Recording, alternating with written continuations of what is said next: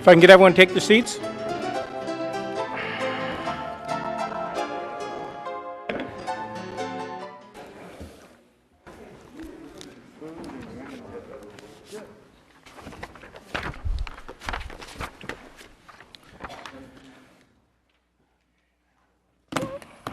Okay. Let's see. Okay.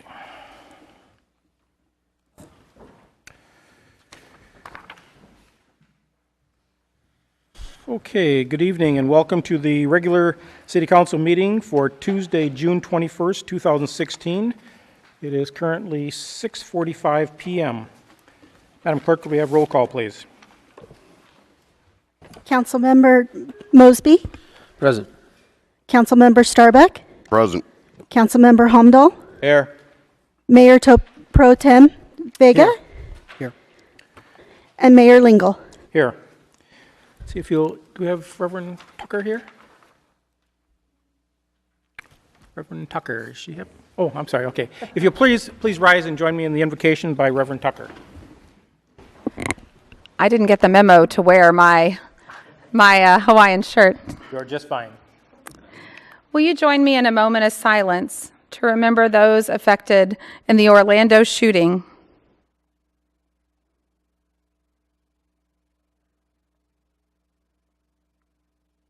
This is what we pray. Guiding light, tonight we are gathered as a community of people, diverse in our politics, our religions, our economic status, diverse in our thoughts, ideas, and many other ways. We are diverse in our opinions and our understandings of what will improve our city, state, and nation. Thank you for giving us the freedom to express our diversity and help us to do it in a way that is kind, loving, tolerant, and accepting of others. Help these chosen leaders of our community to work together in their efforts to make Lompoc the best it can be. Guide them in their conversations and decisions to look at all sides of each issue. Help them to seek to understand one another. When there is disagreement, help them to find common focus and common ground. Give them respect for one another and tolerance for those they disagree with, helping them to make each decision with love and grace. Give them wisdom to hear one another and to know that each one serves this city out of a desire to make it better. We thank you, God, for their willingness to give their time and efforts to this city, for their passion behind causes and decisions that affect the people of Lompoc, and for the gift of this beautiful place we call home. Amen. Amen. Please remain standing and join me in the Pledge of Allegiance. I pledge allegiance to the flag of the United States of America and to the republic for which it stands, one nation, under God, indivisible, with liberty and justice for all.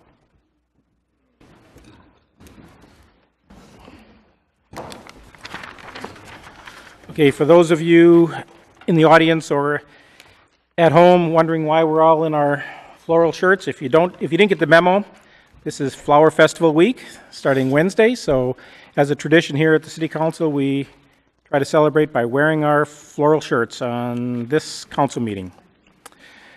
So, City Manager's report. Just a reminder that we're still underway with our air conditioning project here in this building, and I realize it might get a little toasty. So we're opening up some doors and try to create some airflow.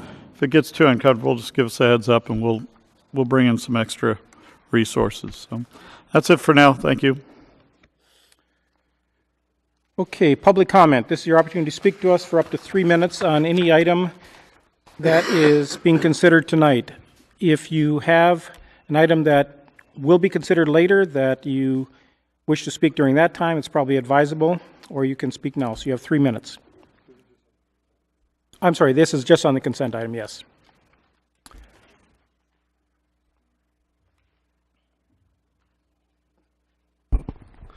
Good evening, Council. Good evening, Council.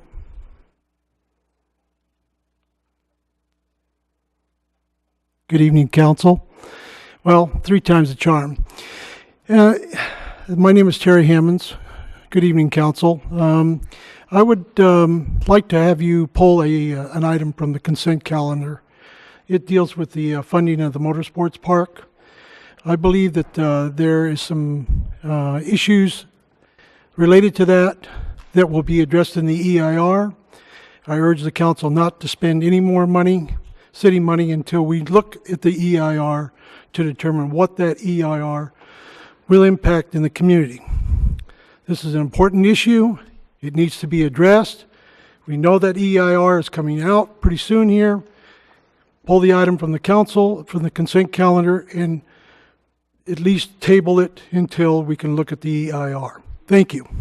Thank you. Anyone else on the consent calendar? Okay, seeing no one rise, we're going to, now we've got it.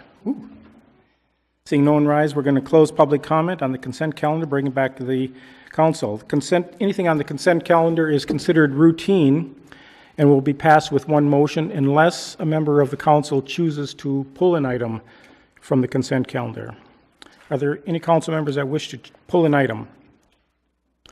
Okay, I'm going to choose to pull item number 3 for later discussion. So that will be heard at the end of the meeting just prior to, I think it's just prior to the last oral communication. So on the rest of the consent calendar, that is item numbers 1, 2, and 4. Could I have a motion for approval? I'll move the approval of 1, 2, and 4. Okay, and a second? Okay, I'll second that. And any discussion? Let's vote. And that passes. Okay, now we go to staff presentations. We have presentations by Planning Manager Lucille Breeze. They'll present a brief update on the zoning update, specifically regarding the industrial area commonly known as the Wine Ghetto.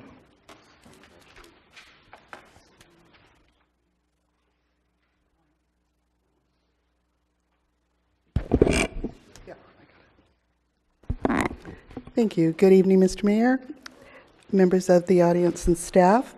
What we would like to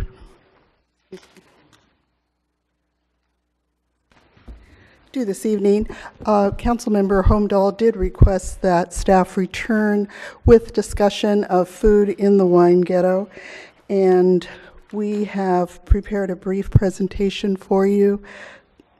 The location of the Wine Ghetto, as we're all familiar with, is on the southeast portion of the city. There are 3 areas that consist of generally the Wine Ghetto, can't say it, the area to the east of 12th Street, which is the Santa Rita Hills area, the Sabani Industrial Park, which is the area there in purple, and the green area, which is owned by Mr. Eckert.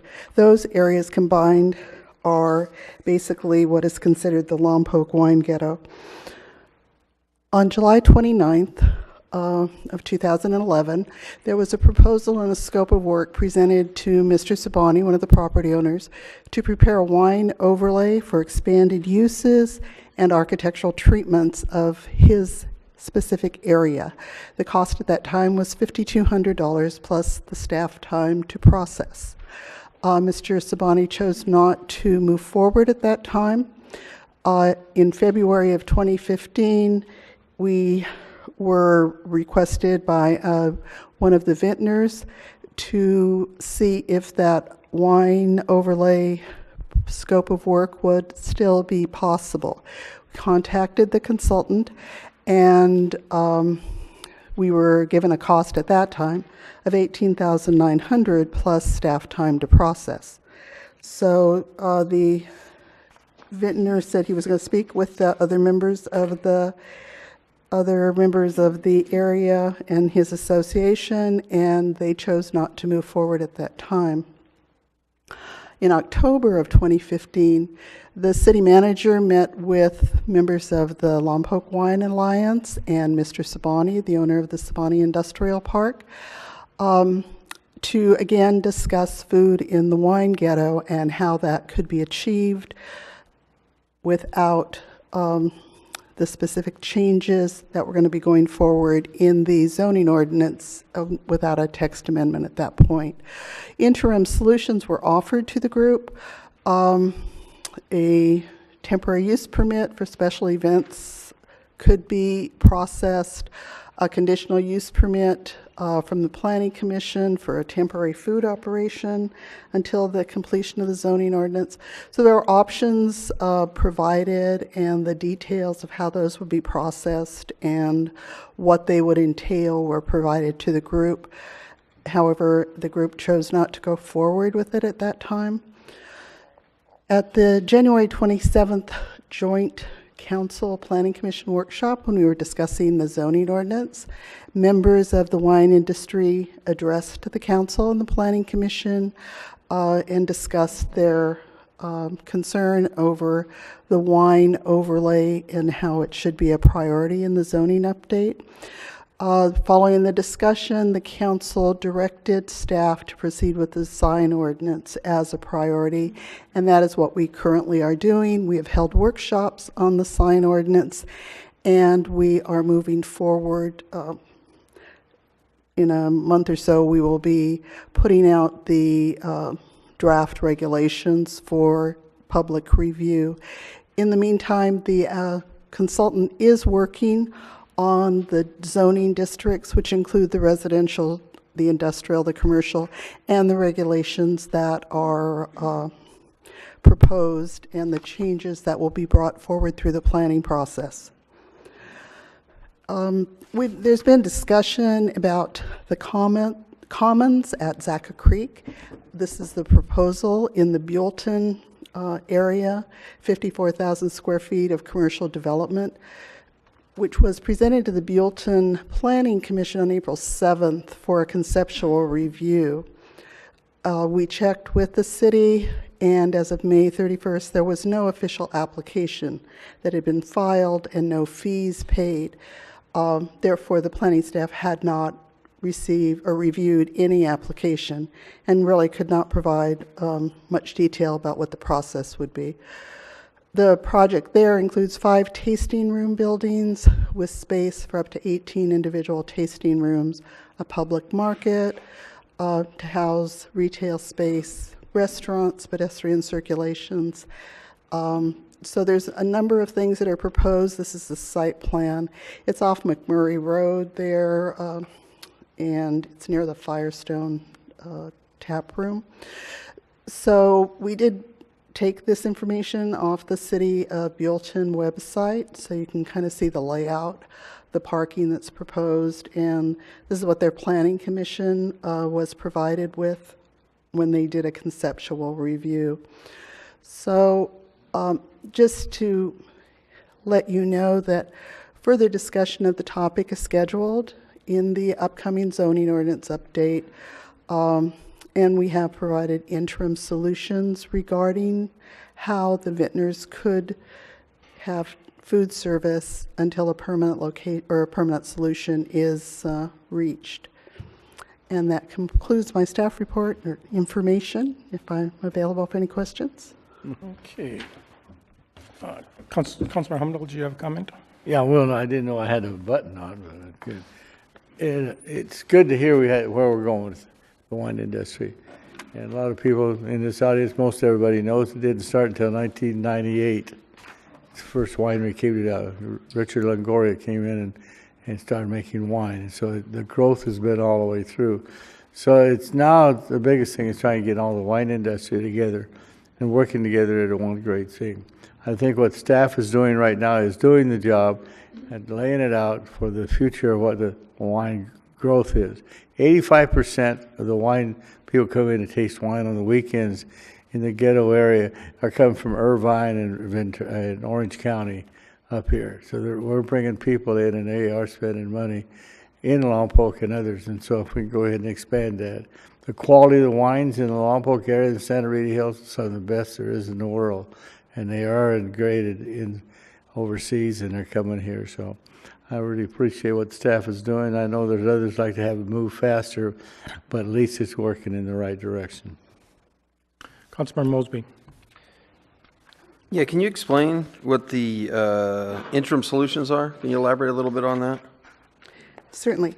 The interim solutions are for a temporary use permit, which could be granted to allow individual special events, and that type of event could include food trucks. It could include whatever the proposal, whatever the special event is. We did one temporary use permit over there last year for an event that they had, a 3-day event where they had a barbecue one night and a dinner and tasting throughout the area. So that is an option. The other is for a conditional use permit that would go to the Planning Commission, which would provide, instead of having to come in for each separate event, would provide them with an overarching event permit that would allow them to have some sort of temporary food operation there. And I notice about every weekend there seems to be, when I drive through there, a food truck or free trailers. Is that operating under the TUP, or is that? It is not. So there's something going on there so we're not meeting what's going on then right now currently, so? They're not coming in for any permits. Okay. So there's no review of any safety issues. There's no review of how emergency services could respond, or circulation, or any of those things that we do when we do look at a temporary use permit. So have they been advised of that situation? They have been advised that they should come in for a temporary use permit. Well, I mean, on weekends, I don't assume any patrolling on weekends. Because it seems like, I know we're talking about doing something, but I think if we see, and the people down there see that they're kind of getting by, it seems like, and if they weren't kind of getting by, maybe we'd be getting to a more solid solution a little faster. We seem to be kind of out of sight, out of mind type thing right now, I think. We have sent letters when we are aware of an upcoming event. Okay, but I understand that, but I'm just saying on a weekend, last weekend, for example, I saw there were 2 units down there. Was anything given last weekend? We don't have code enforcement operating on weekends. Okay. Well, it just seems like that's kind of, it's out of sight, out of mind. So it's like maybe we should, I don't know, that way we could get them come to the table, we can get to the table and get this resolved a lot quicker before something does happen. So, all right, thank you. Anyone else? Okay, thank you, Ms. Breeze. Oh, now we're going to go on to Planning Manager Lucille Breeze. That's going to present a progress report on the proposed motorsports project.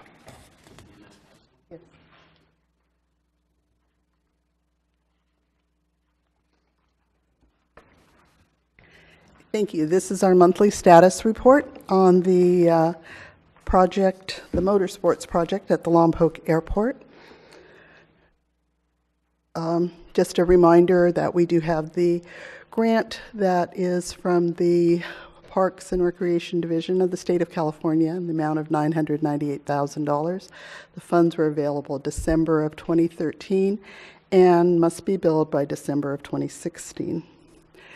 On May 12th, the council directed staff to cease work on the motorsports project, which we did. On May 17th, council voted to reconsider the May 12th action, and on June 7th, council directed staff to proceed with work on the motorsports project. Since that date, on June 8th, staff contacted Meridian Consultants, who's our EIR consultant, and authorized them to begin work on the required NEPA documentation. An addendum to that consultant contract was signed on June 16th. Staff contacted the FAA and advised them that the city would continue work on the airport layout plan and the required NEPA work.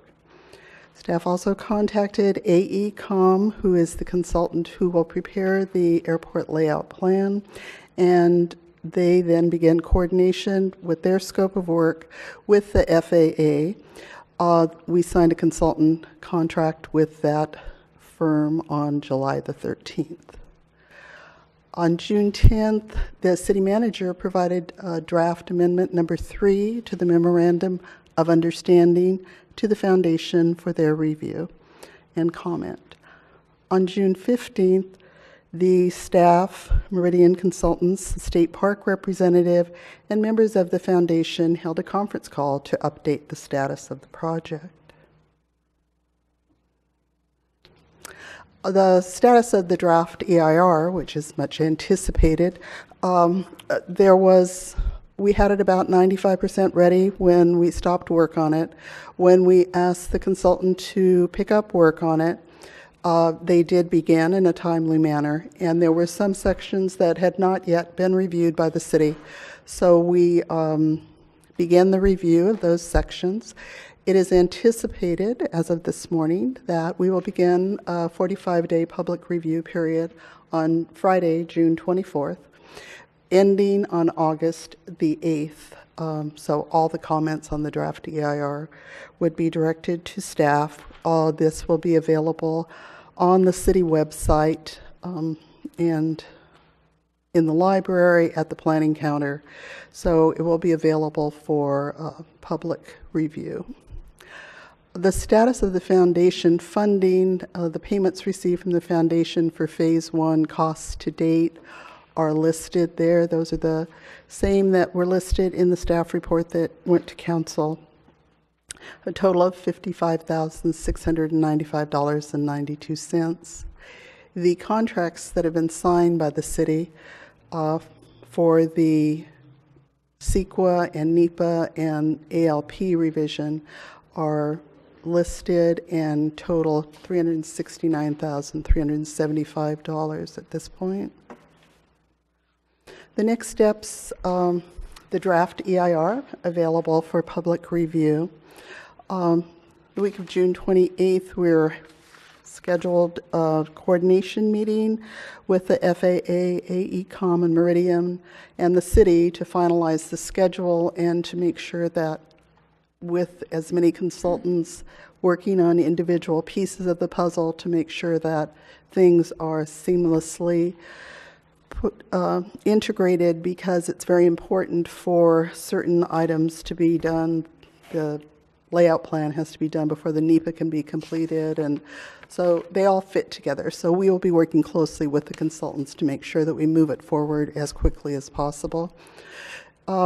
During July and August, the final protocol surveys will be done, and there will be a consultation with the State Historic Preservation Office and the U.S. Fish and Wildlife Service, and a draft administrative environmental assessment will be put out for the city and the FAA review. In September, we anticipate the response to comments in preparation of the final EIR. We'll have better dates for you as we move through the process and we see how everything is fitting together. So that completes my update. Okay, any questions for Ms. Breeze?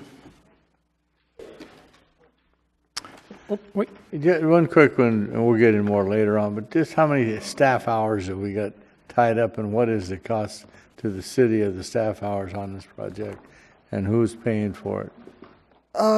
The staff hours are basically we're putting in as many hours as we need to get the work done, and we're reviewing documents and coordinating with the consultants as we go through. Sometimes there's more hours than other times. I don't have off the top of my head the number of staff hours that have been utilized for this, but they're being billed. The numbers that you see includes time for staff hours. Okay, thank you, Ms. Breeze. Thank you. Okay, now we're going to go to oral communication. This is your opportunity to speak to us for up to 3 minutes. If there is something on the agenda that you wish to speak to us about, it's probably best if you wait for that item, but otherwise you may speak to us on any item for the next 3 minutes.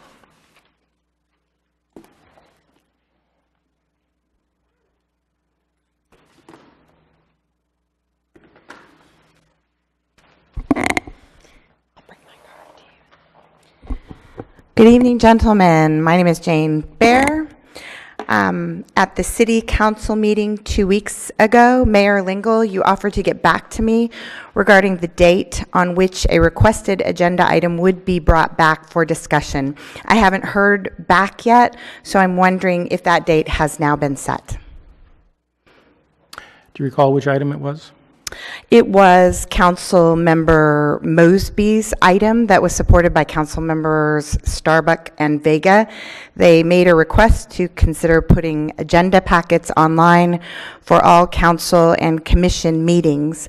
And I believe that your city attorney told you it was on a list but had not yet been dated.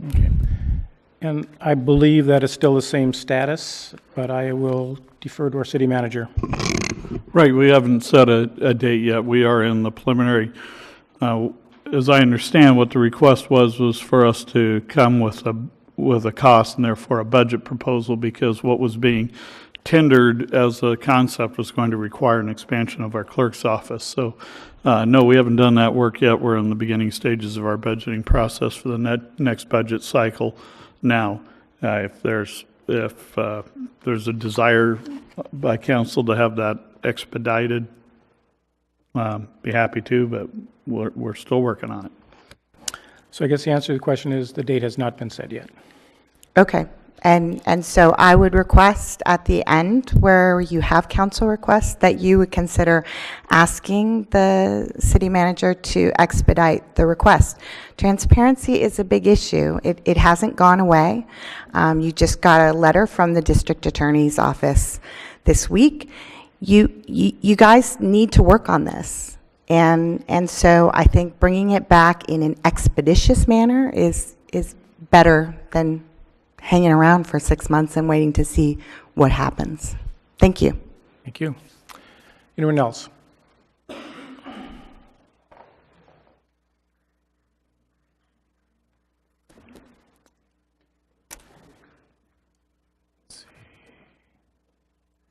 we have one of the portable microphones for this gentleman?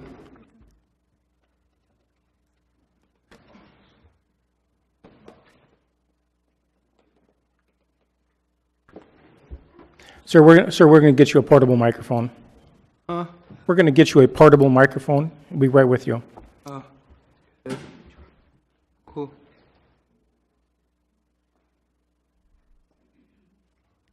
Chief, the one on your desk, will that stretch over to him? I think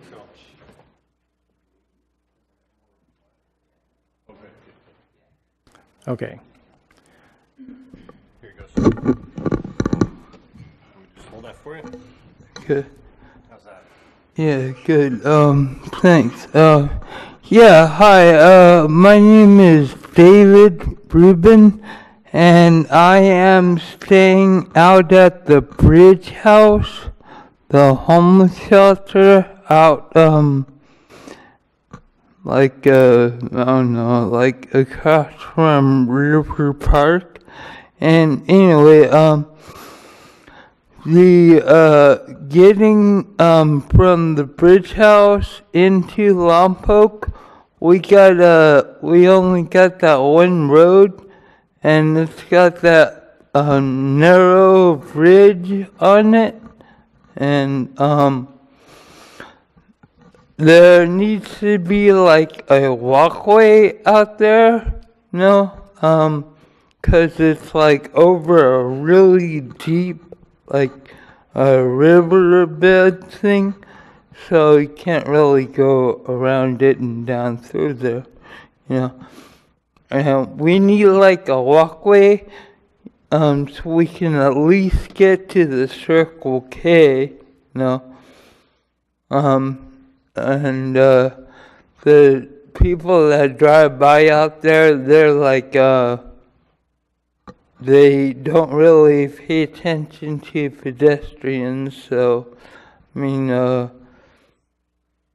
you're taking your chances, like, crossing that little bridge, and, I don't really want to get run over, Got run over once, wasn't fun, so don't want to do it again. And, anyway, I would respectfully request, like that you guys build a walkway out there. Like maybe up and over like they do in LA, or, no, just like, put the bridge, pull it out some, make like sidewalk, or something so it's more safe. Like I said, those drivers aren't always watching what they're doing, and I don't want to get run over. And even the people that take up less room than I do, they almost get run over. So it's like a big need. We really do need the walkway, please. Okay, thank you. Thank you, sir.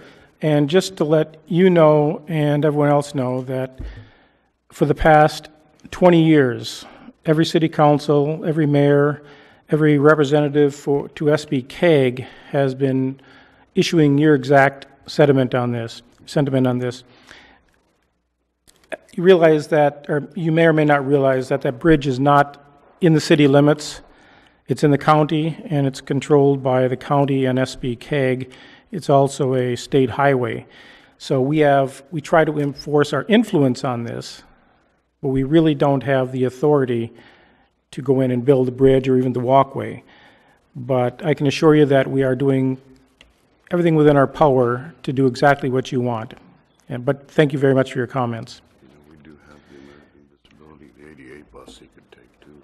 That's a good point. Councilmember Starbuck just pointed out that, I don't know if you've had thought of using our ADA city bus. You can call the city and have an ADA bus come and pick you up from the bridge house. Not sure there is a fee for that, and you may or may not be able to afford that fee, but that is available. Okay, anyone else? Seeing no one rise, we're going to close oral communication. Bring it back to the public hearing. We're going to go to item number 5, which is Urban Water Management Plan Adoption Resolution, and this is going to be Senior Analyst Susan Segovia.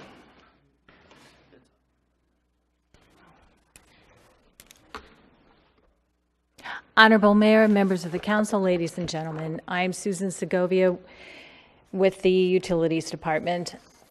I am going to be reviewing the Urban Water Management Plan with the assistance of our city consultant, Ron Munns, who's in the audience. And before I begin, I'd like to thank Ron as well as our city staff. We had a team of people working on this plan. So the following people: Jean Markheim, Eric Erlin, Sean Ryan, Jennifer Main, Bill Colliff, and Robert Archer.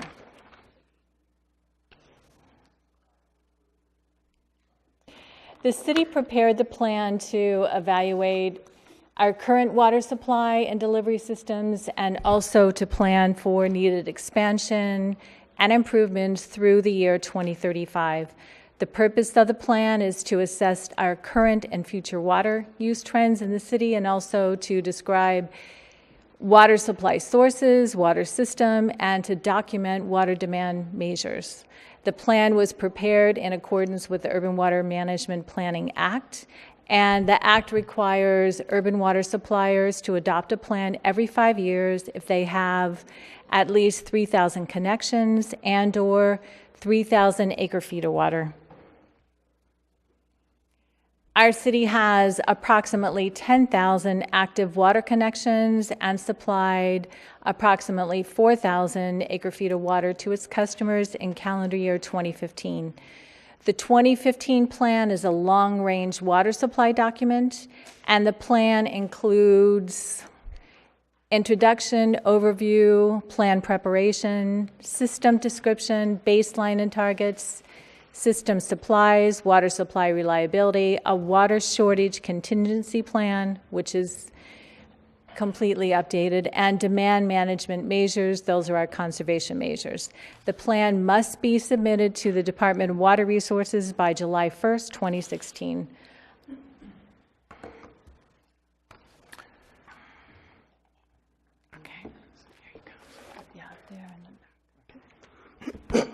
Excuse me. Good evening, Mr. Mayor, members of the council. Glad to be down here in the city of Lompoc. Water Systems Consulting is thankful for the opportunity to assist the city in the preparation of the 2015 Urban Water Management Plan. You have a highly qualified staff that was engaged throughout the process, and I think the end result, the final draft, is a document that is going to help the city in the future for the next 5 years until the next Urban Water Management Plan update is due, and really provide as a resource for the city. With that, I'm going to be stepping you through the significant changes that have been done to the plan since 2010. As if you've gone through the document, there's a lot of tables, a lot of information, most of which is required by the Urban Water Management Planning Act. Some of this was standard stuff that was actually similar to the 2010 plan, so we wanted to go back through and point out what we have changed. Well, see, it seems like there we go. Sorry, thought I missed a slide there. I'm going to start in section 3 because population is one of the main data points in the plan that kind of governs how we calculate a lot of things as we move through the through the calculations and in the tables. What we had to do, because the city limits isn't exactly what your water service area is because of the state penitentiary, we had to use the Department of Water Resources population tool, which was developed for agencies that have different boundaries than maybe their service area.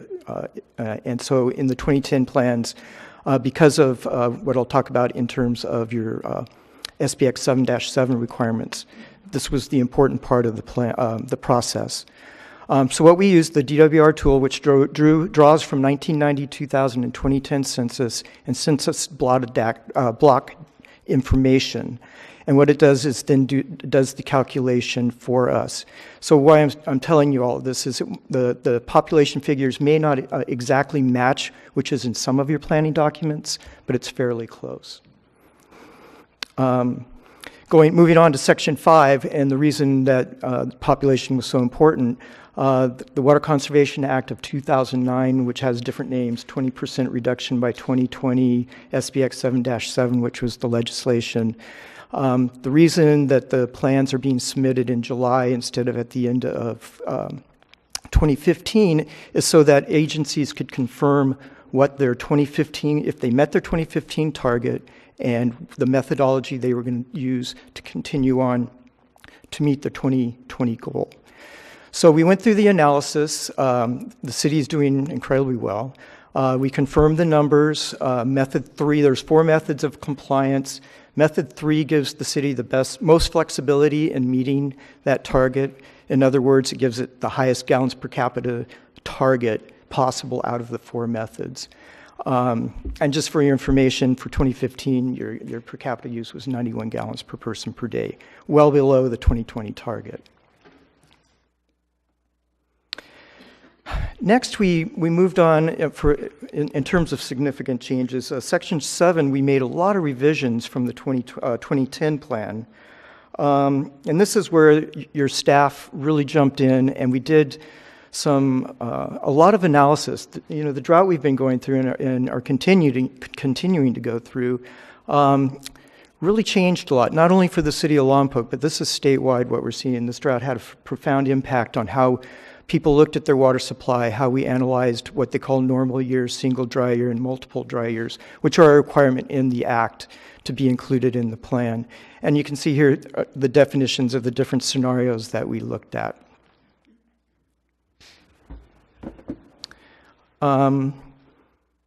What we saw is in the table, we don't have it up here, but in table 7.5, it looks at that multi-year drought scenarios, single dry, 1, 2, and 3 year dry scenarios. And the value of the analysis that was performed by staff and that we incorporated into this document really gave a true look at what your water supply is doing and how your staff is responding to the pumping scenarios, static well levels, the other things that go into actually delivering water from your well system. And it also shows the success you're having with your conservation program and the demand management measures, which we can talk about a little bit later as well, but how that's balancing out to show that if things don't change, you do have enough water to continue on. The next big change was in the water shortage contingency plan in Section 8. It was our WSC's understanding that in the last plan, the basis for the triggers weren't really working for the city. There was no real guidance. So we really dissected this section.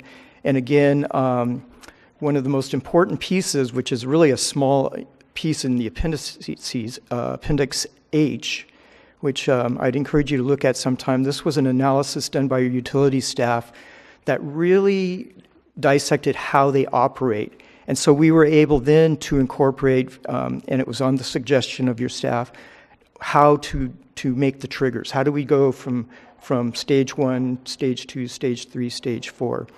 And so this was, I think, one of the best outcomes of this whole process is really looking at not only how the system operates, but how the city can manage its water supply as drought conditions continue, and in the future when they return. We also looked at how to separate out what actions would happen in each stage, what prohibitions would be enacted, and then that would better enable as decision makers, your city staff can come back to you and then make the recommendations based on the water supply and how your well fields and pumping are managing, and come to you with recommendations on stages and what to do within those stages. And we wanted to make it very clear that, Section 8 is recommendations to you, the City Council, but the ultimate decision is up to the City Council to make those decisions, which are in the best interest of the community. And then the last significant change were in the demand management measures. There was a major change in the legislation that had it go from having to report on 14 measures, very detailed, to the point of trying to estimate water savings, to only having to report on 6, with another category included, so you could take credit for all the programs that you're doing.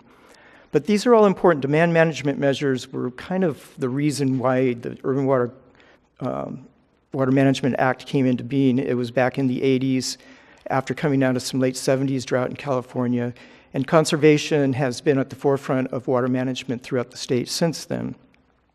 So these are also in place, supposed to guide the city in terms of how to meet its 2020 targets.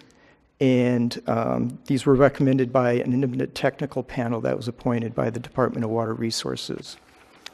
The 6 measures are listed here. We have waterways prohibitions, prevention prohibitions, metering, conservation pricing, public education and outreach, programs to assess water loss in your distribution system, which are going to be mandatory annual reporting starting next year. So this was an opportunity for your staff to go through the actual forms that will be required to be submitted to the Department of Resource starting next year. And then how you staff your conservation program. And like I said, the city of Lompoc has a really, really good water conservation program. I was the conservation manager for the city of San Luis Obispo for years. And the city of Lompoc was always in the forefront on the Central Coast region, San Luis Obispo and Santa Barbara County. So you should be proud of yourselves of how you've implemented programs over the years. And so we added in this list of other programs, and there's narrative and some quantitation of what's been implemented. But again, I think these programs have played well into the state mandatory reductions that you've had to undergo, plus the drought conditions that you've had to endure, we've all had to endure for the last few years. And with that, I'm going to turn it back over to Susan.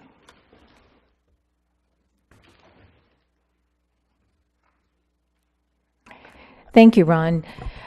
I want to emphasize that our Utility Commission reviewed the plan in May 9th of this year.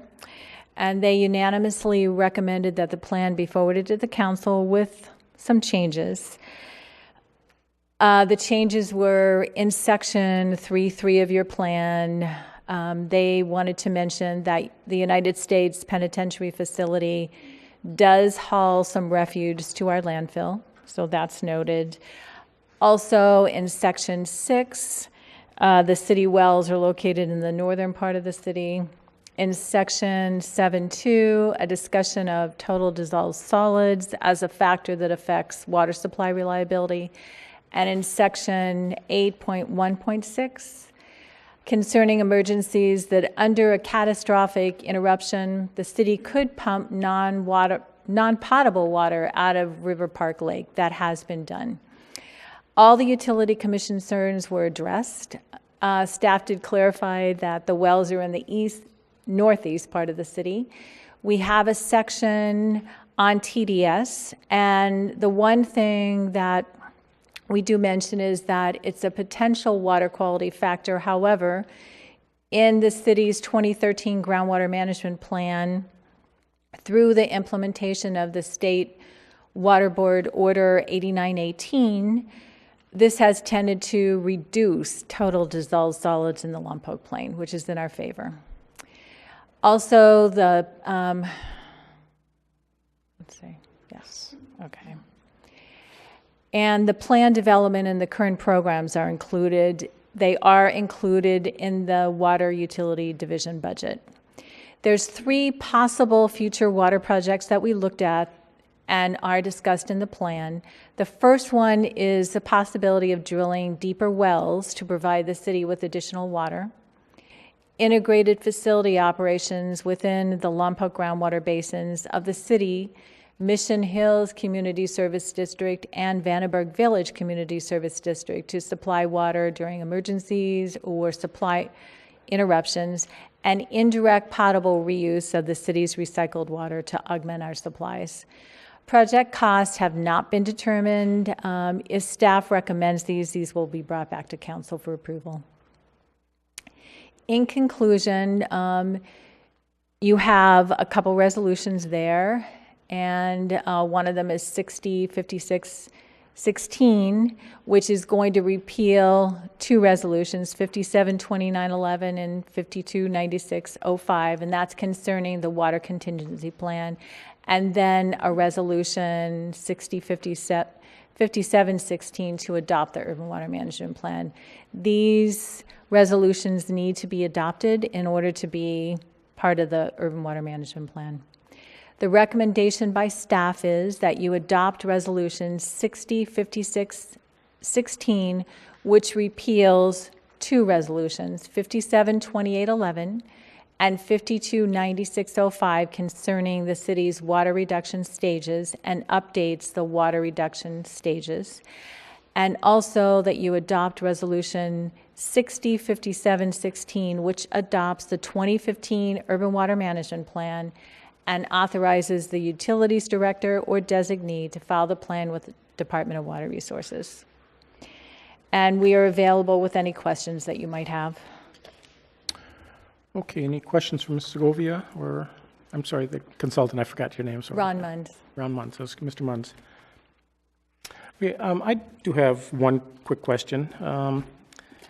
In our analysis, when we talk about our goal of gallons per day per person, how does, yeah, you want to stand up there, how does commercial use affect it? I mean, we're continually trying to get commercial businesses in town. Some of them use a lot of water.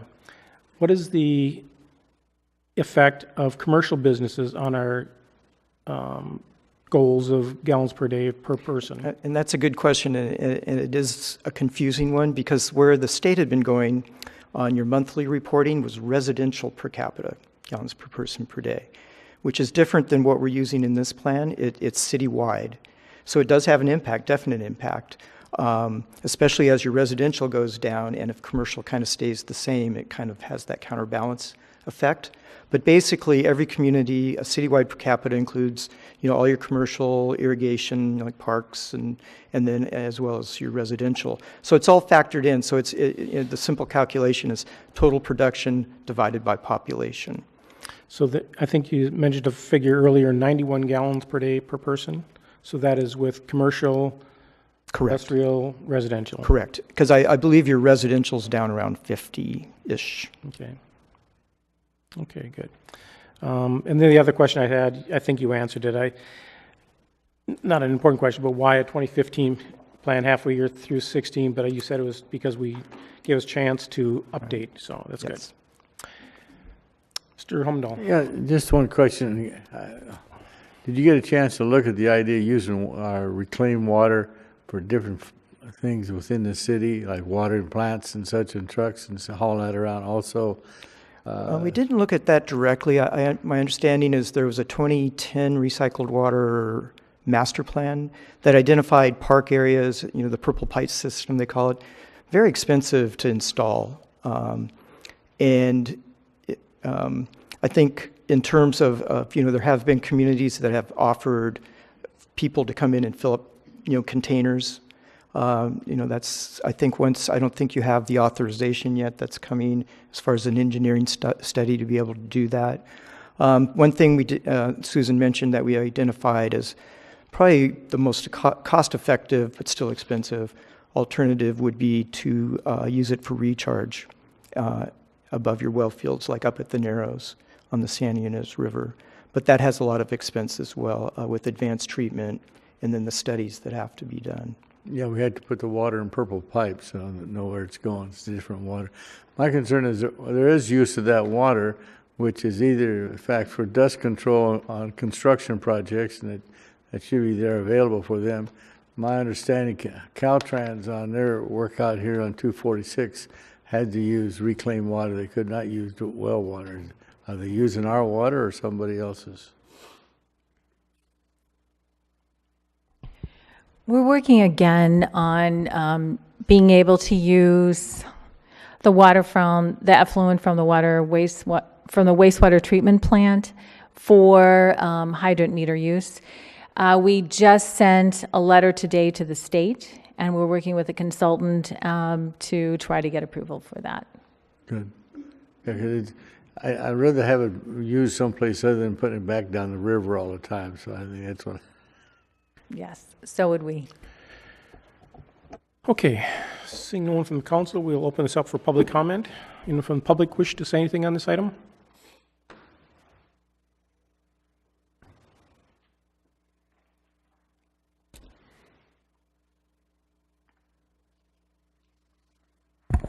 Good evening, council members, Mayor John Lynn from the Utility Commission. Our commission found that the report was really well done. The consultant did a great job. We detected just a couple little things that we felt needed to be added, and they've done a good job adding that, and that's why we recommended that you vote for it unanimously. Thank you. Thank you. Anyone else? Okay, just one last question I have, and I know the answer, but I think it's on the minds of some public out there. What things are put in place to prevent what happened in Flint, Michigan from ever happening here?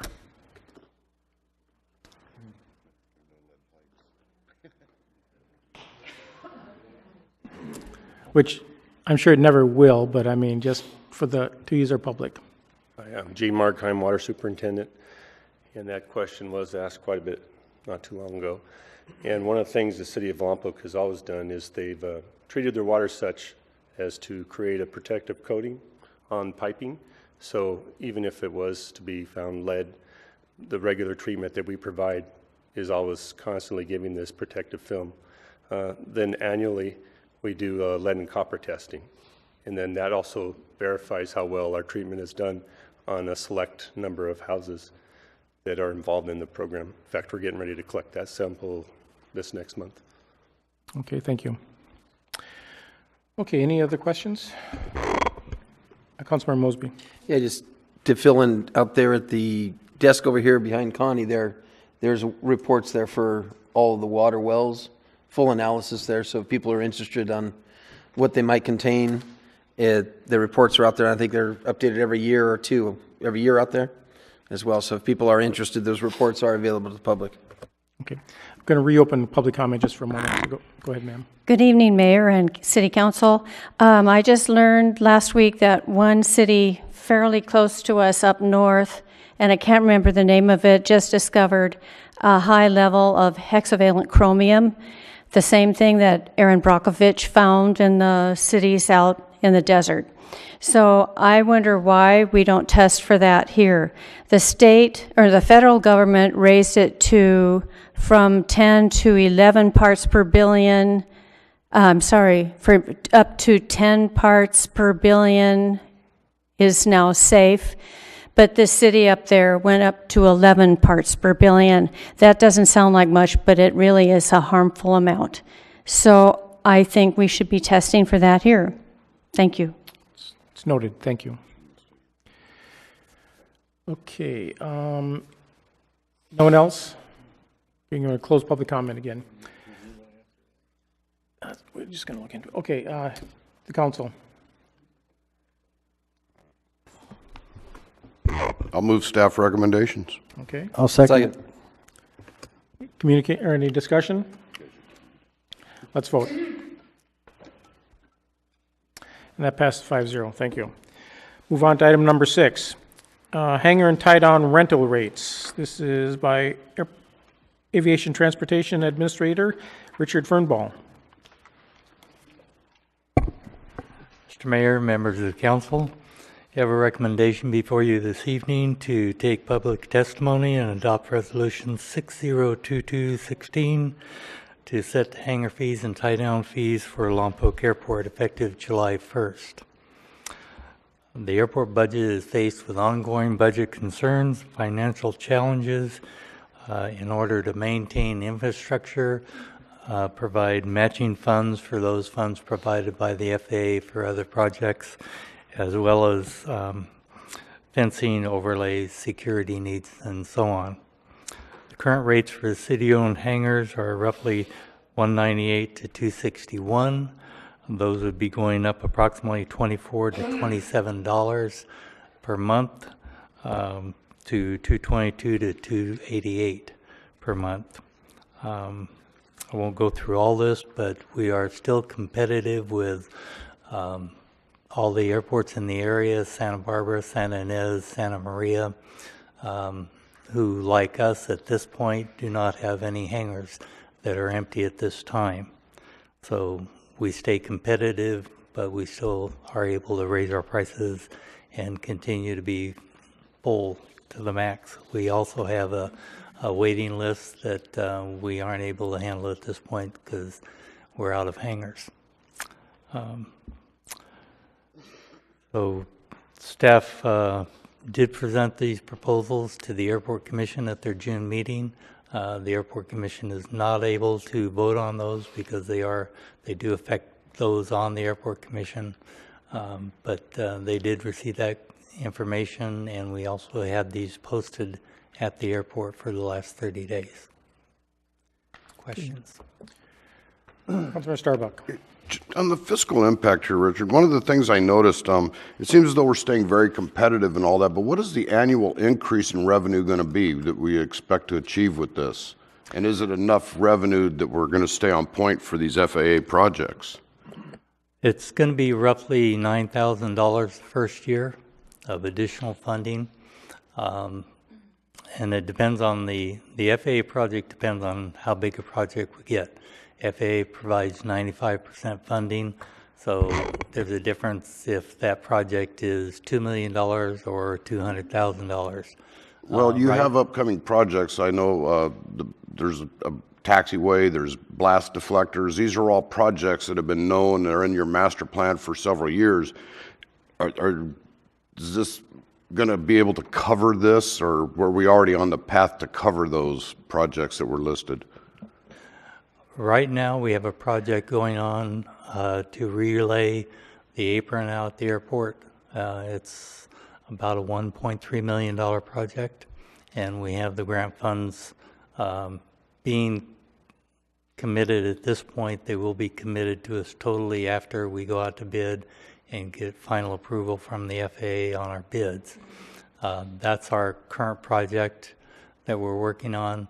The other projects, because the match funding comes from the FAA, it all depends on how much money they have each year, and that fluctuates quite a bit. So we may have it planned out for the next 2, 3, 4, 5 years, but it could go on to 7, 8, 10, 15 years. Councilmember Mosby. With the current project you speak about, the overlay, is there matching or any kind of money that has come up for that funding? Other than the grant, is there outside money needs to go, or well, inside money needs to go out? Well, besides the 95% from the FAA, the state will match 5% of that 95%. We do have to wait to apply for that until we get our bids in and we get confirmation of the FAA project bid. So that'll bring us down to like 2.5%, and we will have the money to fund that. Okay. Do you have any loans out or anything for any match funding that you guys have gotten in the past?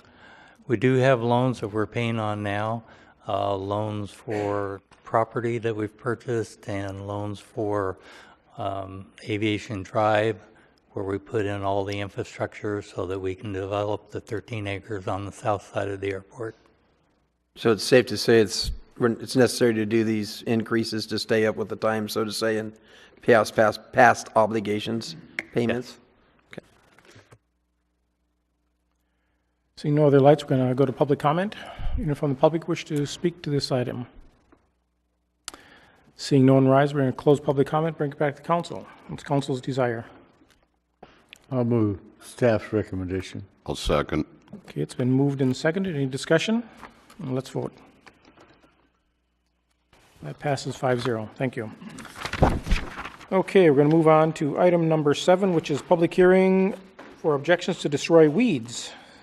How could we have an objection to that? This is acting Fire Chief Mark Bray. No, it is not. It is... Hello, Mark. Yeah. Okay, this is Fire Marshal, Battalion Chief.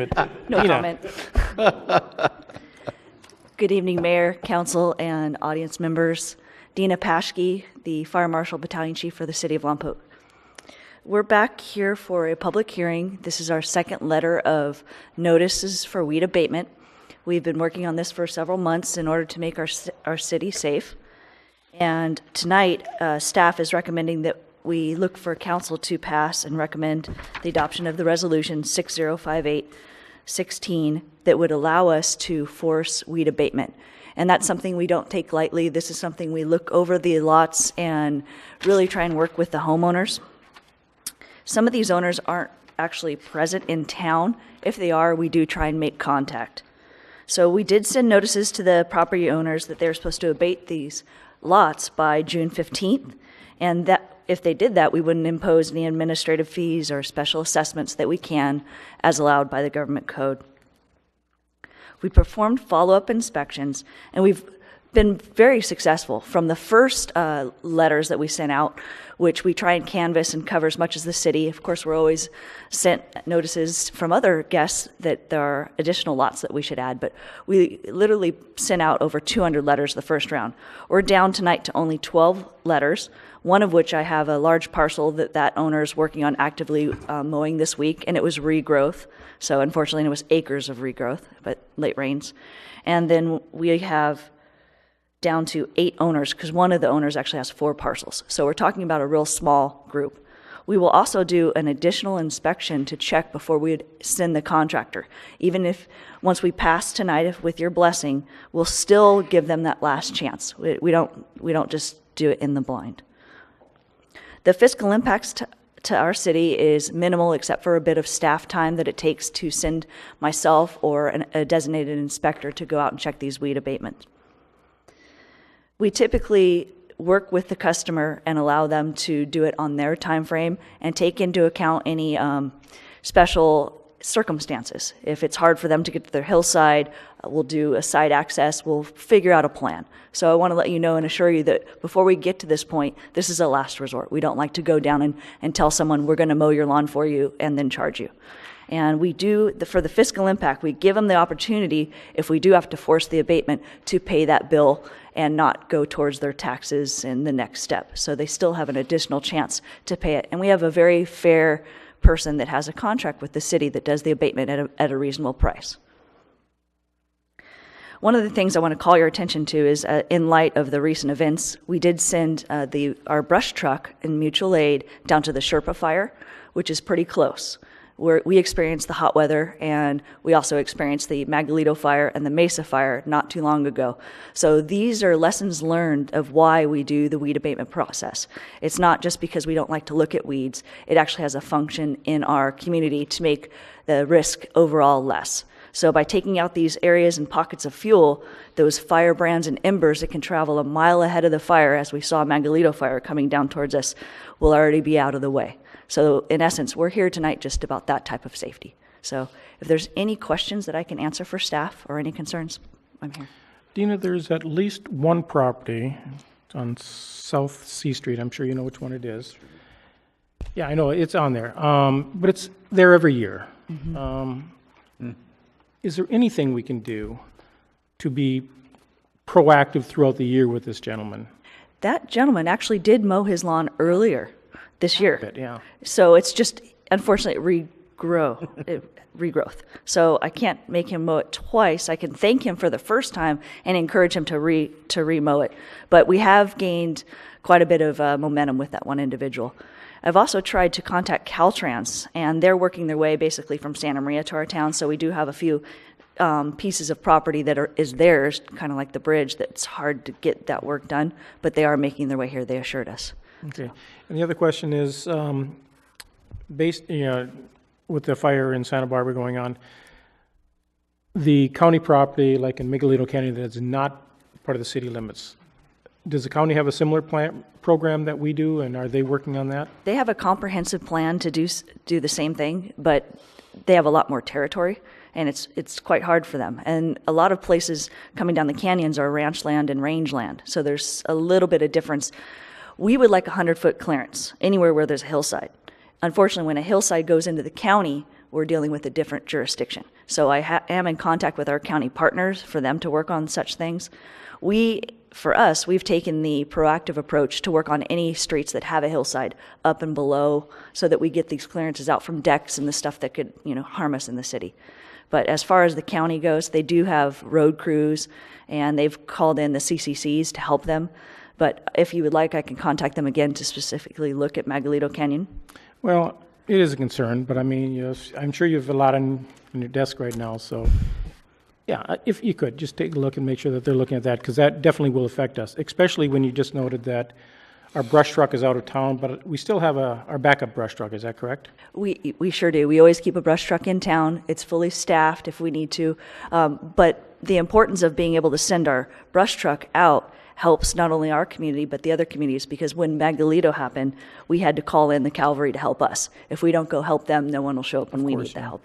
So. And then lastly, I want to thank you and the rest of the department for everything you're doing down in Santa Barbara right now. I know we've had one crew down there from almost the beginning, is that correct? Yes, that crew went out about 2 a.m. We did receive other calls. There's been other single resource people that have helped in the fight too, so that's part of our job, but thank you. Okay, well, extend our thanks to the entire department for everything you do. The crews will be appreciative. Thank you. Councilor Humdahl. Yeah, just to follow up, the county did shred Magalito Canyon for the first time. Last year they never did get it because by the time they got ready to shred it was too dry and they didn't have a water truck to go with the shredder. So this year they got it done and there is some green come up, but they've done all the way up to the park. To how much farther, I'm not sure. When we start the process, just how long is it to get to today and somebody hasn't done their weeds? Today, we're almost 90 days into it. That's one of the problems, because there's one on Berkeley, and I know you've seen that. That's on the list as well. No, it is. I see it because it's not occupied, so that doesn't, and that's one of the instances why we have kind of a program, so we can help mitigate that. Well, that's one of the things. I do know that when we first came out with the notice 90 days ago, everybody hit the streets. Not everybody, but they did do a lot of cleanup, better than they've ever done before. So, and I've seen the second mowings going on. But I think that works out real good. It is good to see what we're doing. It is a concern with this hot weather and and no moisture and everything else. But the job you guys are doing overall on keeping the fire hazard down in the city of Lompoc is excellent. Well, I will pass on to the new fire marshal that's appointed for the county to reassure them and make sure that's on their hit list for Magdaleno Canyon. And then near the Berkeley property, below it, the big parcel across from Home Depot, we had a arborist go in and limb up, we call it ladder fuels, to remove on the hillside the fuels that could go up a hill quickly from grass into the trees and then affect the houses. So we've had some extra work done there. It's been helpful. Yeah, one of the biggest problems we have, and I think everybody else knows it, the pine trees that are dying. And that's going to add to the problem we have. So, and it's a disease that's going through most all the pine trees, and that's going to be bad for the rest of the year. We have addressed some of the bug kill, and that's a very good point. And we did remove quite a few pine trees last year on a different parcel off of Laurel that's not occupied. So we are working on that as well. We look for it, and they can die within a year. It's quite amazing. That's why we have to do it annually. Okay. Anything else? Thank you very much. Okay, public. Anyone from the public wish to say anything on this item?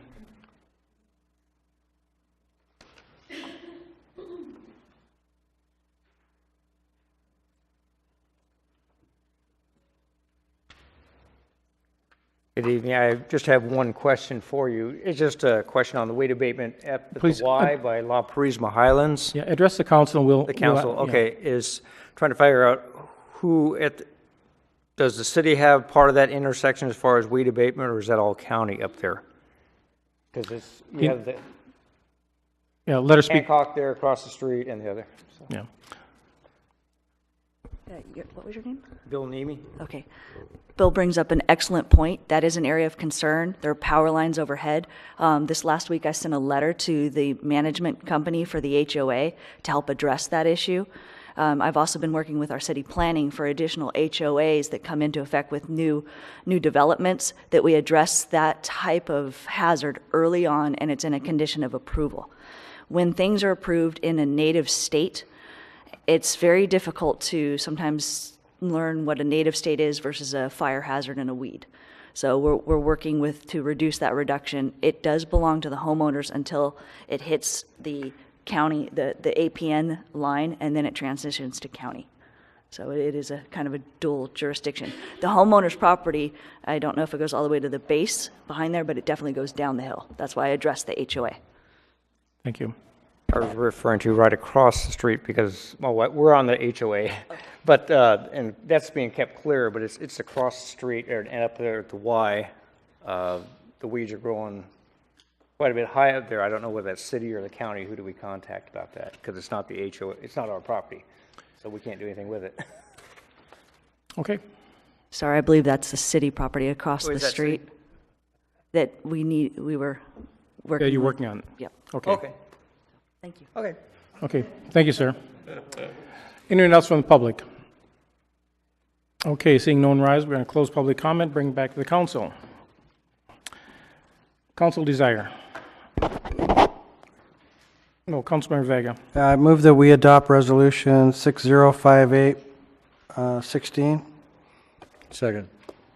Any discussion? Let's vote.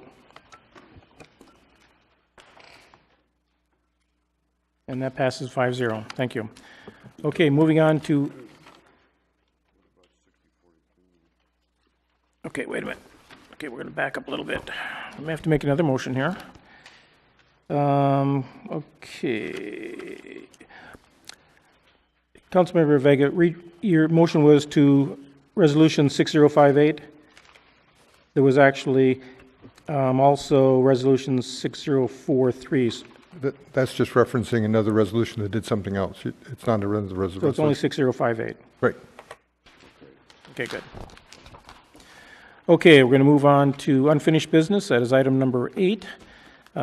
Setting a public hearing, meeting hearing, protest for sale of certain city-owned real properties. And that is Administrative Aid Analyst, Laura Candy. Good evening, Honorable Mayor, council members, members of the audience here and at home. I am Laura Candy. I'm the Administrative Analyst for the city. I am returning to council tonight to request that the council set a public hearing regarding the sale of the 5 city-owned properties that we have discussed in previous council meetings and are outlined in both the accompanying attachments to my staff report to be sold. This action adheres to the requirements outlined in the government code for the procedures to sell city-owned real property. The council is being requested to schedule that public meeting for the July 19, 2016 regular council meeting by way of adopting resolution number 6059, parentheses 16. Once the public meeting is held, and if at that meeting the council approves to go ahead with the sales, then the real estate consultant previously selected by council will be directed to market the properties. Staff will negotiate any offers received and return to council for final approval of all sales. That concludes my presentation, and I'm available to answer any questions. Any questions for Ms. Candy? Councilmember Vega. Laura, every one of these proposed properties that go for sale, these are all single-family residential on the zoning? Is that what these are? No, the that are proposed to be sold here. I'm looking at all these, and they look like they're, just curious to what all the zonings are. You know, I don't have that with me, but I can find it out. Just a question so we can know what we're selling, okay? Just kind of, some are worth more than others. It might be, it's good for us to know. Sure. Anything else from the council? Okay, seeing no lights on, we're going to go to the public. Anyone from public wish to speak on this item? Seeing no one rise, we're going to close public comment, break it back to the council. It's council's desire.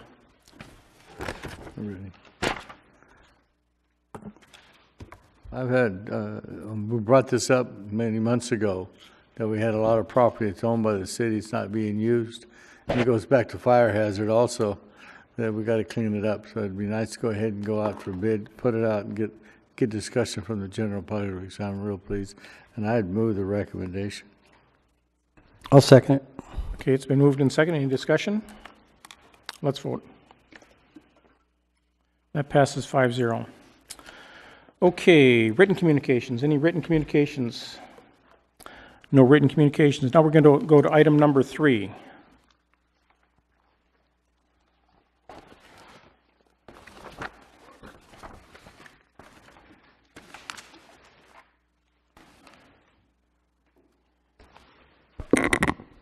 Good evening. Brad Wilkie, Management Services Director. This item is just, to me, a ministerial action to have the appropriations that were authorized at the meeting last time to be put in the budget.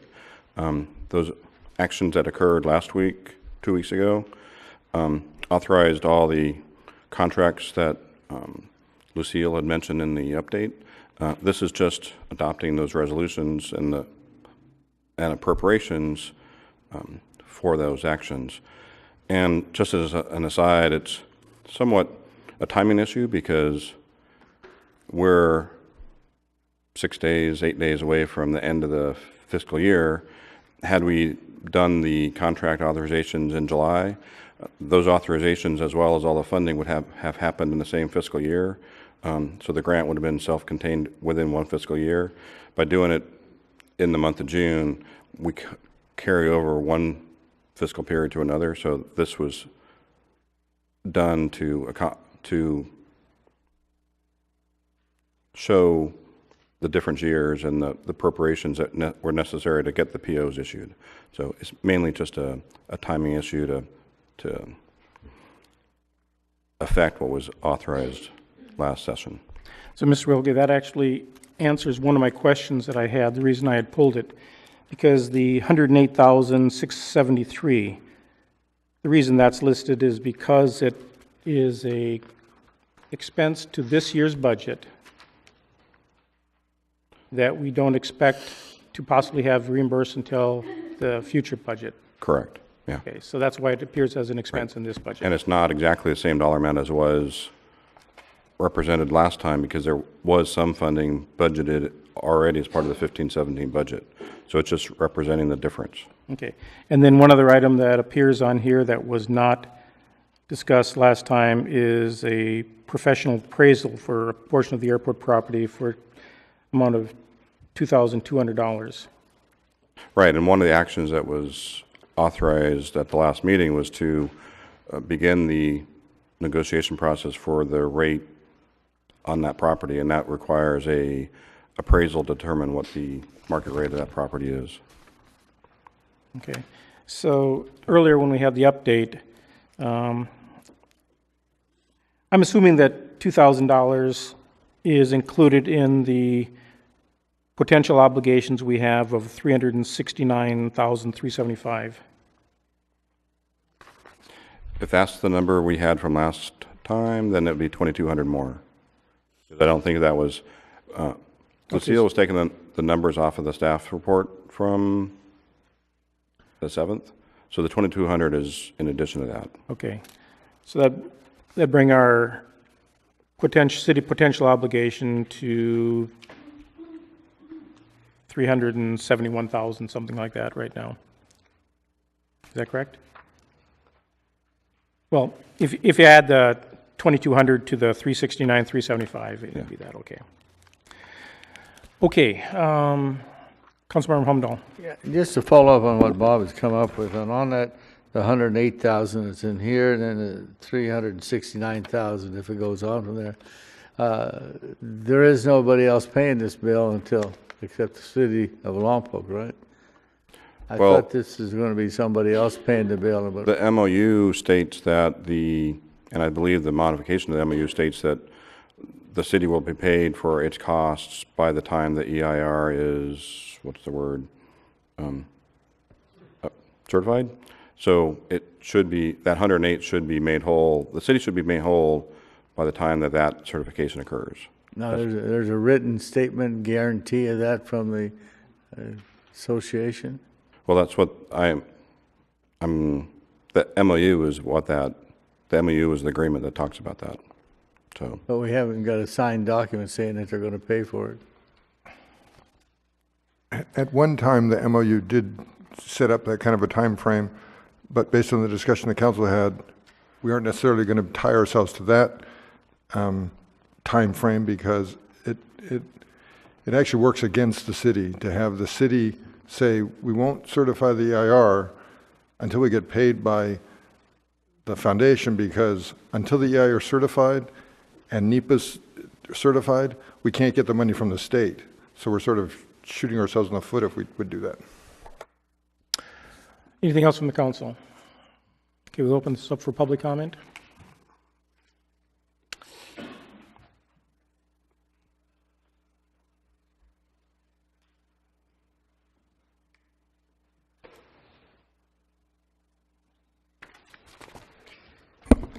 Terry Hammonds, Lompoc. Well, I know this is an exercise in futility, but I'm going to say it anyway. You're going down this road, you have no idea how far you're going to go into it. This project is going to cost us over and over and over again. It's just a matter of time before this foundation folds up and cannot do this project. They've had this project started in 2012 when they presented it to the city and said they would pay all this money that you're dealing with tonight. I don't understand how this council can be a financial fiduciary and say that this is okay to do. This is not. The partnership to you is falling apart. They have not paid their fair share of what is going on here. And you need to recognize that at some point, you're going to end up with a park, either a off-highway park or a drag strip or whatever else is down there, and you're going to pay for it. And really, we're going to pay for it because that's where it's all coming back to.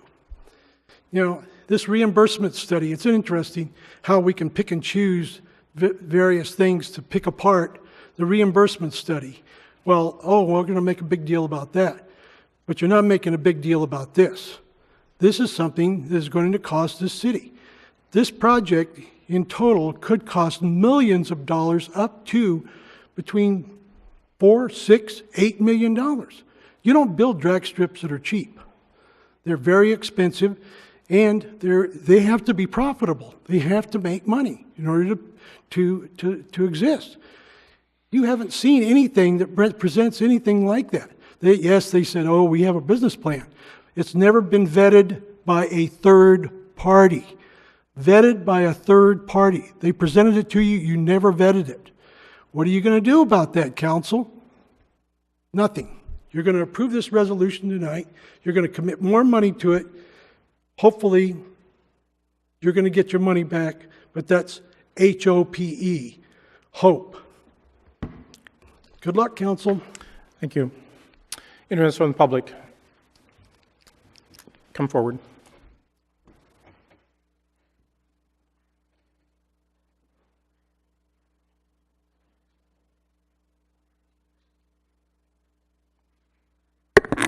Good evening again. I'm Carol Redhead. I moved here on Halloween last year, and it took me almost a year to find a good city to move to retire to up here from Orange County and Los Angeles area.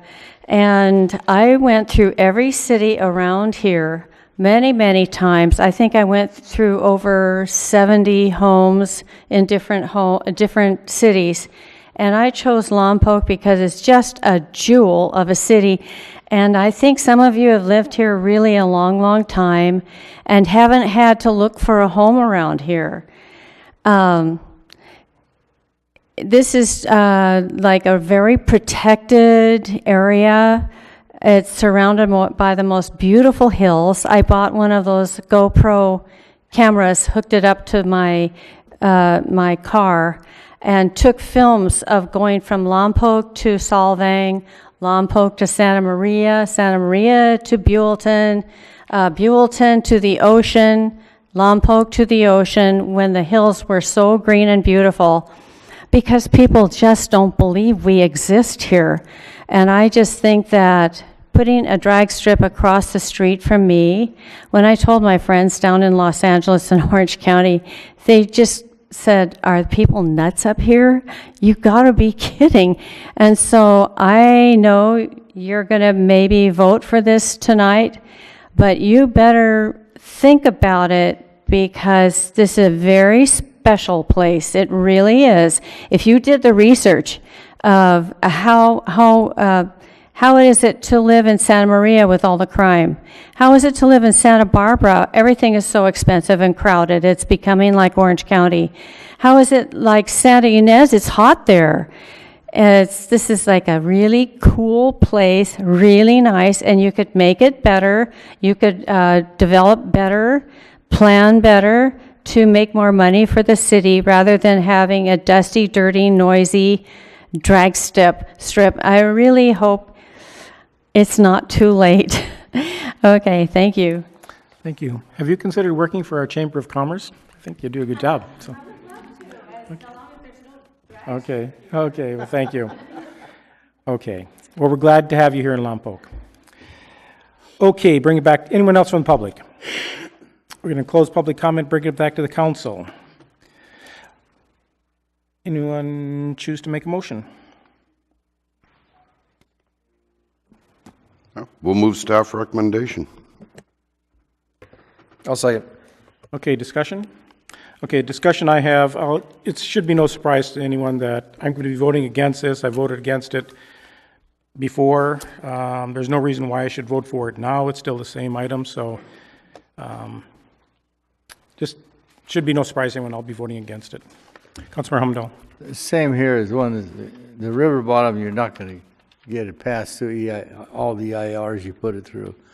And I said, we're talking about $300,000 plus that we may be liable for as a city, because we haven't got true support from the park, motor park.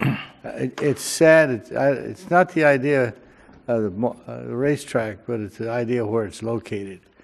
And I think that everybody I've talked to had said the same thing. So, but anyway, there's no way I can support it, because I'm afraid that we're going to wind up as a city paying for it. I'd rather have a fire station than I would this. Councilman Mosby.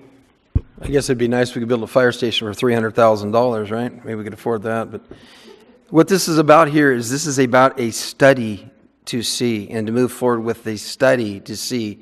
So everybody's assumptions are just assumptions, but this is to see the black and white and see if it could be done in the river.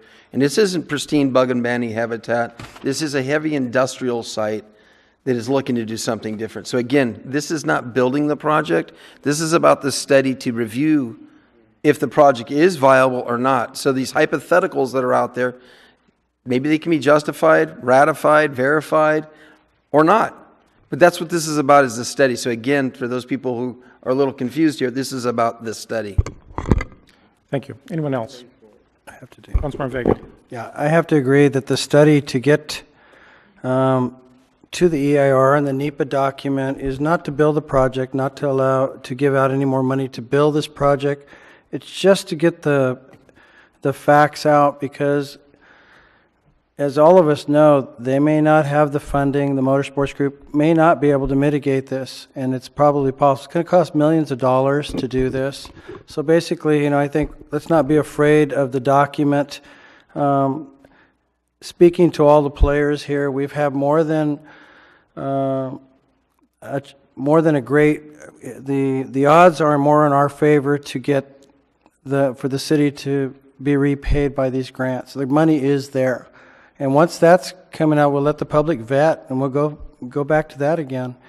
I mean, that's basically where I stand. We should be able to at least see the information, since we're so close here, and then we'll figure it out after that. Okay, anyone else? Okay, we have a motion, a second. Let's vote. Okay, and that passes 3-2. Thank you. Okay, council requests, comments, and meeting reports. Councilman Mosby. You know, I have a couple things as the City of Lompoc's SB CAG rep. I had a couple things to discuss. I have a couple slides that I can share with you guys. Those of you guys have had the opportunity, I know Mayor Lingle has done it. I don't know if the other people have had the opportunity, but the SB CAG, it's Santa Barbara County Association of Governments, and you go down, it could be a 2-hour, it could be a 4-hour, it could be our 6-hour meeting, but there's a lot of information that goes through. This is the accumulation. If you can see here, there's a couple hundred pages of documents you usually get a day or two before the meeting. But anyhow, as the rep, I wanted to fill in some of the areas of concern. One was that we had a gentleman again today talking about needing access on the bridge. There's a couple items that we're moving forward with. One is in the active transportation program. We missed the last grant cycle, but we are, with the assistance of Mr. McCune and with the SB CAG, to potentially get grant funding to put a pedestrian bridge across. We did have, I think it was 6 different bridges that were just about 50% design. That we did a presentation on within the last year. So that is one opportunity that we're looking at. If I could find one of my slides for me, let's see where we...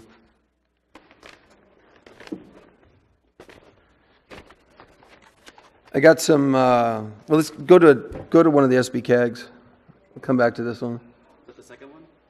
I don't know what your order is. Third one, maybe. SB CAG, was that the jobs one? No, one more. I have this one. Next one. 5-8, this one.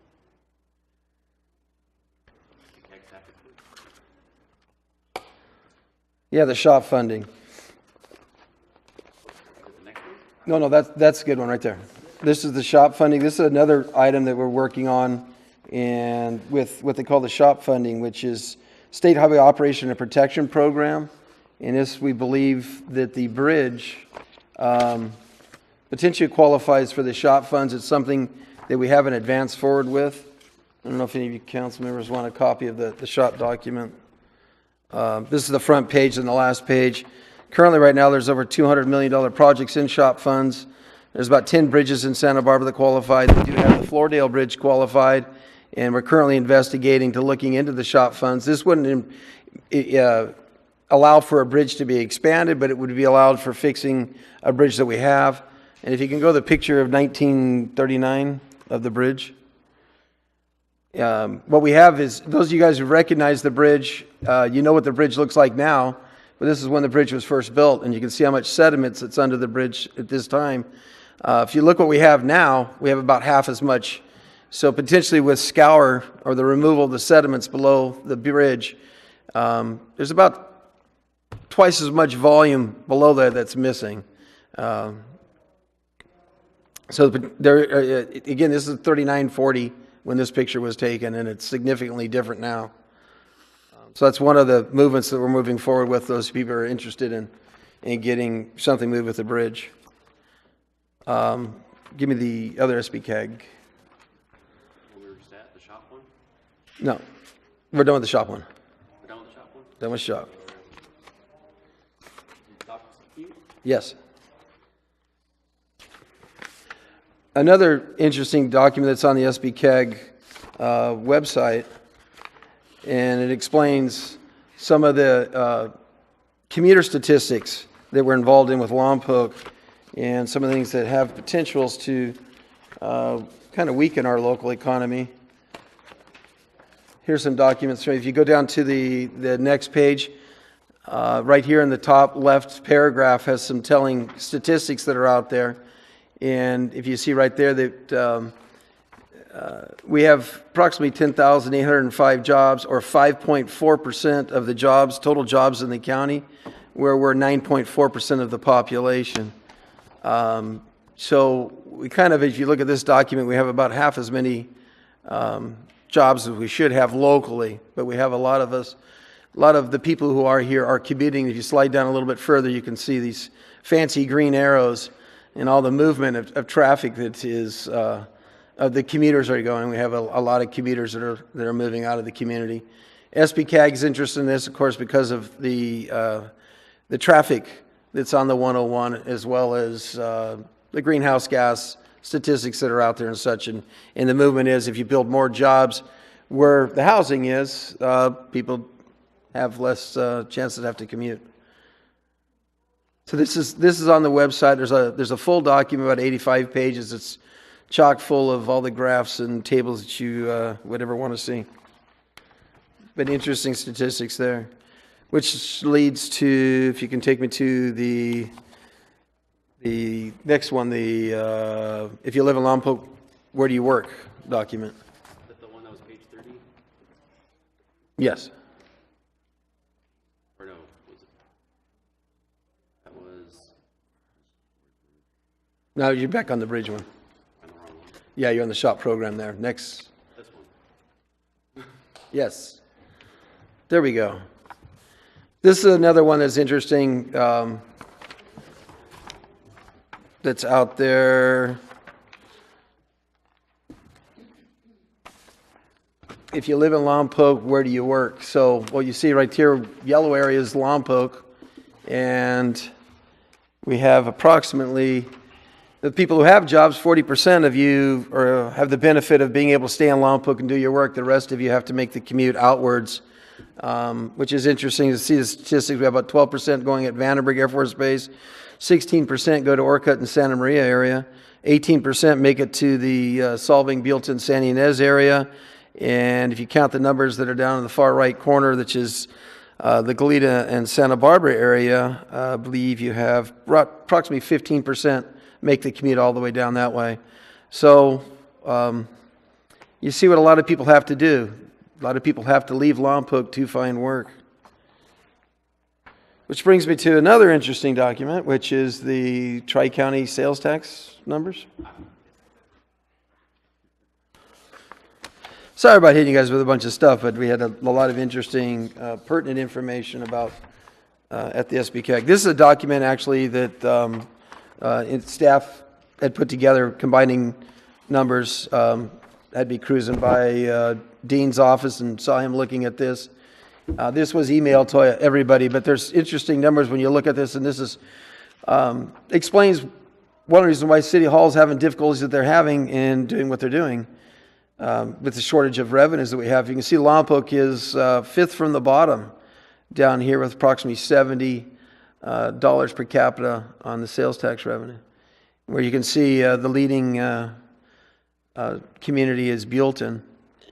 up there with, well, at least four times what we're doing. So it's interesting to see where we're sitting in the pool. We're at the bottom, nearly. So that's the housing numbers.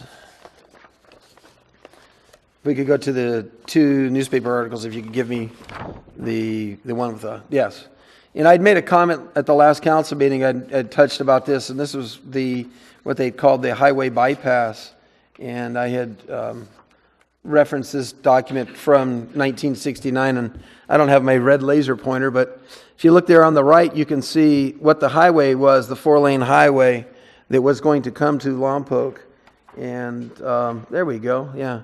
That's the Central Avenue extension that was going across Central 246. 1978, that was discontinued. For, I think, well, the first time. It was discontinued again 2 or 3 times after that. But the highway bypass was put to sleep in about 1972. And I had made comments to council about it. And I just wanted to put the document out there so everybody can see. And again, if you go to the next page in there, you can see in there that where it states in there that the concern was that property values were going to go down if we brought a 4-lane highway to town, and that you would exacerbate our inversion layer and smog in there. And the group called Plus, Preserve Lompoc's Unique Surroundings, was successful in stopping a 4-lane highway to Lompoc. And with that, I've only got one other item on that. That's all my slides, right? Yeah. Okay. Okay. With that, I just wanted to make one other question, and it was about the discussion on what the member of the public came forward with on my council request. Is without having to go forward and making a request for the request, do you have maybe a time frame in 2 or 3 months or something we could maybe come forward with something? Well, I was thinking more of a longer time, because it's going to be, I imagine, probably about 6 months. I'm getting some help for when we first start talking with you about the coming cycle of the budget. And we're already working in that regard. We got a CIP process in place that we're developing as the first steps into that budget process. So rather than piecemeal distinct and separate items, we're going to bring the request within the context of the budget as a whole, and that was my intention. But if you'd rather see it sooner and as an isolated item, we can certainly do that. Well, I just, I assume nothing's being destroyed or abandoned off the websites or something while we're progressing through any of the other documents. I mean, there's no harm, is what I'm saying, by the delay. Well, I don't consider it a delay, but it's, I was going to get to it when we get to the budget issues. You were asking for an examination of it from a budgetary standpoint, the what if we were to staff up and be able to provide the city clerk's office control over the 13 different committees and their meetings, so that we actively manage and get on the website, as I understood, agendas, minutes, and the like, and so and staff reports and all of that. For us to do that, we'd have to staff up in the clerk's office. Now, I can compute what that is, but again, my understanding was we're tackling that with the budget process. But if you'd rather not wait, we can analyze those costs and bring them sooner. Well, if you're just analyzing the costs, maybe you would be sooner than later for analyzing the costs. Well, again, that's up to you. If you'd like to do that, I certainly can. I don't have a way of giving it in context. That is, the good thing about bringing it forward with the balance of the budget is you get an idea not only does everything have a dollar cost, but it also has an opportunity cost. There's something else you're not going to spend that money on. And you don't have a way of knowing what that is if we bring it in isolation. But if you want to consider it on its own in advance, we certainly can bring it to you. I guess I'll get back to you on that.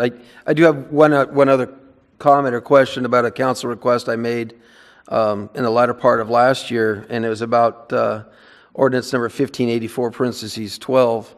And I did make a council request, and that still hasn't been brought forward. It's been 7-8 months on that one, and that was basically how the code enforcement had got changed from being a complaint-based to a proactive all-hands code enforcement team. And I didn't see where the policy change went about, but it's definitely different than what that ordinance was, and I'd asked for discussion. I also dropped papers off to you the following day after that meeting, and made copies of the ordinance and stuff, how we modified from the complaint-based code enforcement to the all-hands code enforcement team. I asked for discussion. Okay, yeah, well, do you just want me to tee up an item like on the next council meeting then? When you say you want it for discussion, you want an item brought forward for the council meeting, an upcoming council meeting, next one or the one after that? Right, and that was a discussion how we moved from the complaint-based to the proactive code enforcement, with the having trash truck drivers and everybody else becoming code enforcement officers. Yeah, well, and to respond to that real quickly, and if you still want to have the discussion, we certainly can, but our approach from code enforcement standpoint is still a complaint-based. It still is largely a complaint-based process. I have instructed, so purely not changing that policy.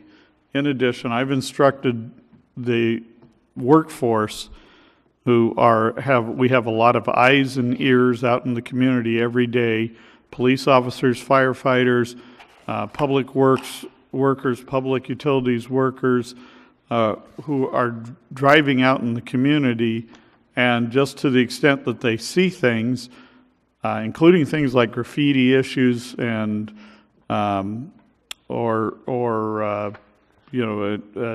dilapidated issues that might include things that the city itself is responsible for within the right-of-way, they're to report it rather than to ignore it.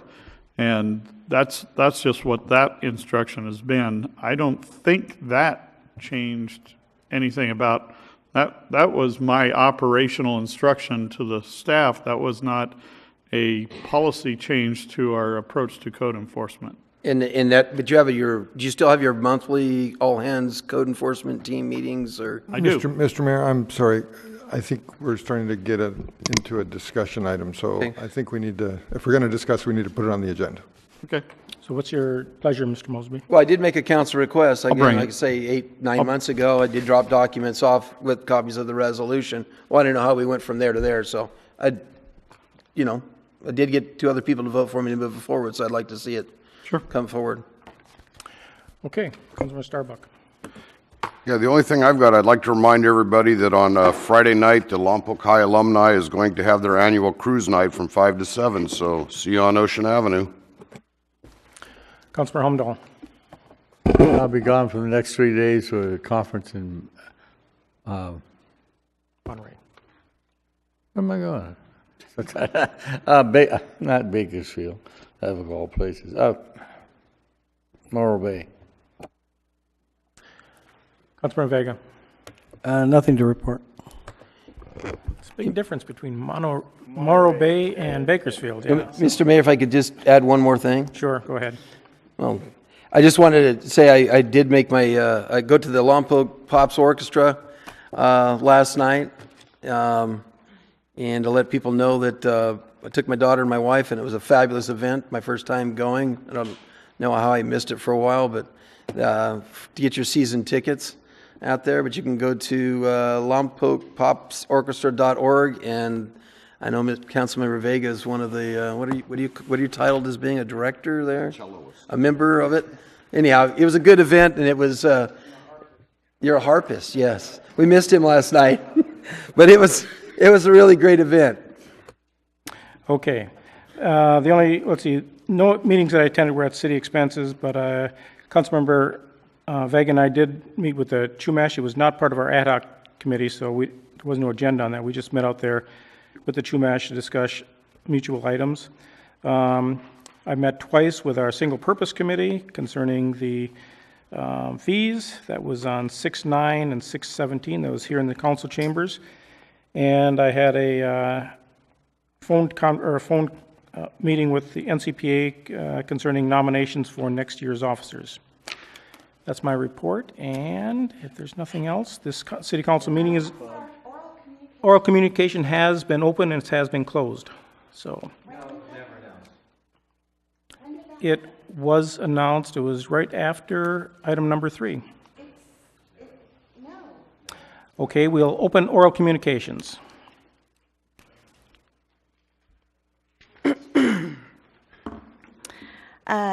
Jane Berrigan, good evening, gentlemen. During the State of the City address back in March, the city manager stated that he was working on a plan to develop the 82 acres next to Allen Hancock that had previously been considered for the development of a space center. I am concerned that it's now been 3 months and the council hasn't discussed it or received any reports. Number one, I wonder how much staff time has been spent on this project without receiving any direction from council. As council member Homedale has noted, any time that is spent on this project is time that can't be spent on other council priorities. Number two, I wonder if any money has been spent on consultants before it came to the council, and I believe that's what happened with the fire station project, that even before the $140,000 was spent, there was some money that was spent that was within the city staff's purview. And number three, there are many of us who are still hoping to put a space center up there. So if the city manager is working on a different idea, I think you should allow the public to have some input. I'll also give one more plug to Councilmember Mosby's request. Councilmember Mosby, I would request that you broaden it and make it a more general request to allow the public to discuss transparency issues. And this is not something that would require the city staff to prepare a budget. Although I do think it's interesting that the city manager wants you to know about opportunity costs when it comes to this issue, but when it came to the armored rescue vehicle, there was nothing in the staff report about your opportunity cost in approving that vehicle. So it seems really inconsistent to me. You've got a problem with transparency. It's noted. So why not take it to the public and discuss it? Thank you. Thank you. Anyone else?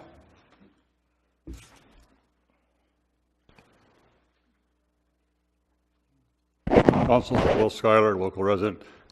Talking budget again, so I give my annual deal there. I do enjoy having the city swept with the street sweeper. I know it's an expense and it's kind of maybe a bonus, you could say. We could probably live without street sweeping, but I think I get a lot of visitors visiting, and one of the remarks they make a lot of times, the city is pretty clean. So keep up the street sweeper service. Thank you. Thank you. Anyone else? Seeing no one rise, we'll close all communication. We have already covered council requests, so if there's nothing else, this city council meeting is adjourned to a regular meeting at 6:30 p.m. on July 5th. Happy 4th of July, everyone.